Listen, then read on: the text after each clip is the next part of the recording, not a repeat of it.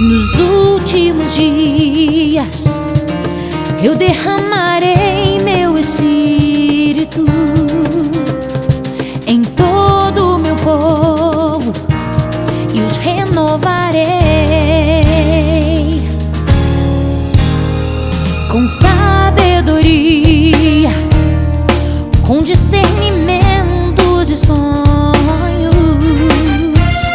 Farei maravilhas e restaurarei minha igreja com milagres e curas, revelações. Minha glória virá como águas que cobrem o mar. Darei minha paz, darei os meus dons, assim diz o Senhor.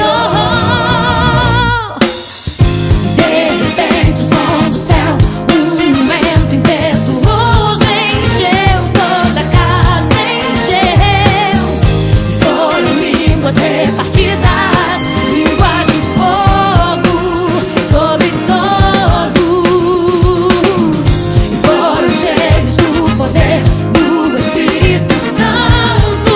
Foi o Pentecostes, sim, foi lá em Jerusalém, que hoje vai ser aqui.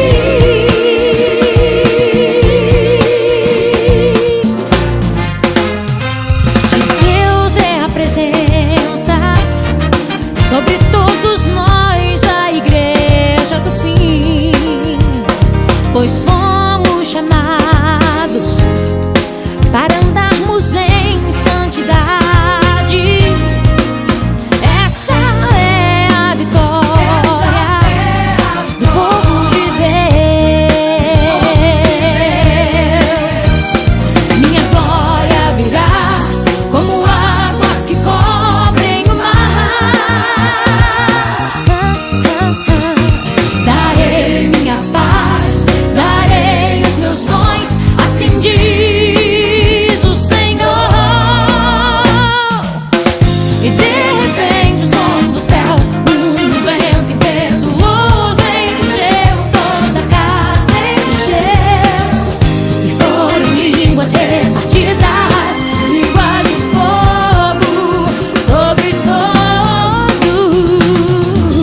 Foram cheios do poder do Espírito Santo.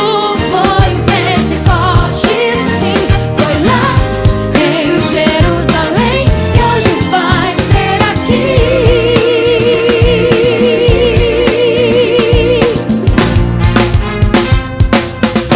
De repente o som do céu, toda a casa encheu.